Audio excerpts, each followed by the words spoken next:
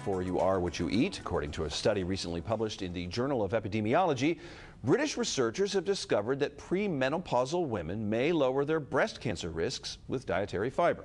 Joining us is Mark Mincolla, PhD, a natural health care practitioner from Cohasset, Massachusetts. Hi, Mark. Good morning, Scott. Tell us about this. Pretty interesting study, Scott. 35,000 women, an awful lot of women, were studied over a period of 7 years. Their ages 35 to 69. And what happened during this particular study is they were given an extensive 217-page lifestyle diet questionnaire, and they were followed again over a 7-year period. And these researchers believe they've clearly established, Scott, that those women who had 30 grams or higher in terms of their daily fiber intake versus those women who had 20 grams or less had 1/2 the breast cancer risks. How did this study work? Can you tell us more about it?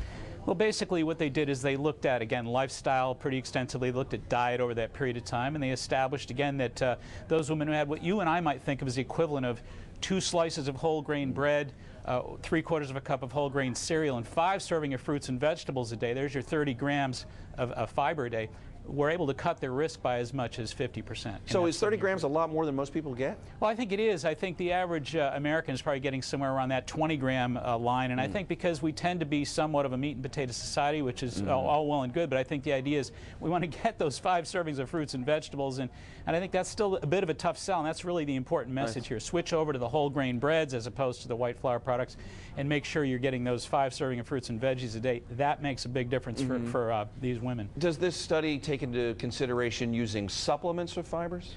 It really does, and I think that this is a really important issue as well. We're talking about the soluble fibers, the insoluble fibers. There's a big difference. We're talking about the intrinsic food factor here. The idea is you want to get these foods, these living foods with these fibers, extremely important. You can't make up the difference. I do think that those folks who don't eat as much of this fruit vegetable business, who are supplementing with fiber, not a bad idea. You still got to get those living fibers and these living foods.